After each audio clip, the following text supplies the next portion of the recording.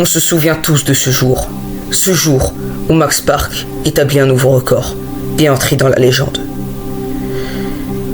Avec ce nouveau record, l'opinion sur le sub 3 de la communauté augmenta. La communauté était prête à attendre un sub 3. Yiheng vient ensuite, avec une très bonne solve, mais pas assez. 3.08, 8 centièmes d'une légende. Chouani vient ensuite. Comme son prédécesseur, il rata. Et là, la communauté se posa la question et commença à établir des théories sur le fait que qui et quand ce sub 3 sera battu. La communauté n'aura de réponse que le 8 février 2026. Ce jour qui permettra la naissance d'une nouvelle ère du speedcubing et l'ascension de la méthode ZBLL. Je vous laisse admirer.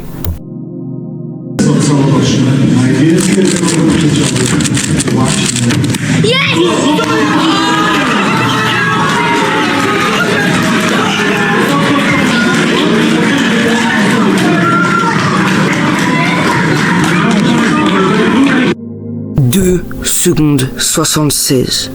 Ce n'est plus le seul sub 3 de l'histoire, mais c'est toujours le meilleur temps en compétition officielle. On a répondu à la question quand, mais on n'a toujours pas répondu à la question qui. Qui Theodor Zeider. Et ce n'est pas un inconnu du speedcubing. Theodor, c'est lui. Et à 6 ans, il battait déjà des records.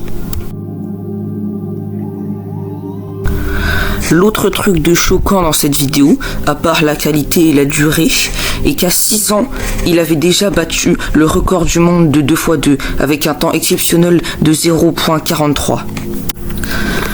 Après ça, Theodor ne se fait plus trop voir par la communauté. Des assez bons temps en finale de championnat européen, mais pas assez pour se hisser dans le top 3.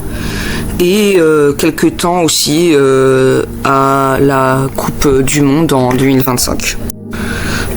Il termina quand même 6ème avec une plutôt bonne AO5, mais il n'était pas au centre non plus de l'attention.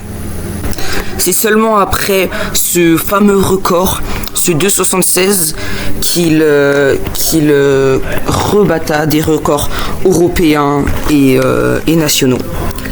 Comme par exemple avec ce record d'Europe de 2x2, avec une moyenne de 0.96, vraiment super.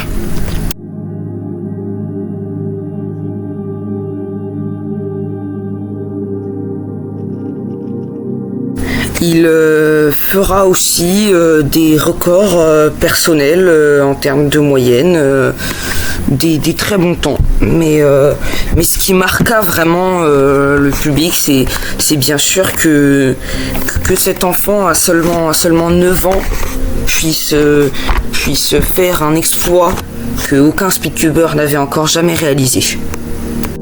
Tout à l'heure, si vous avez bien suivi, je parlais de la méthode ZBLL. Alors, il faut savoir que Theodor utilise la méthode ZBLL comme maintenant pas mal de speedtubers, et ça a aussi été un exemple et ça a démocratisé entre guillemets la méthode ZBLL. Voilà, c'est la fin de cette vidéo. J'espère que vous avez appris des choses sur Theodor et que si vous avez aimé cette vidéo, je vous invite à vous abonner, à la liker. Et on se revoit pour de prochaines vidéos.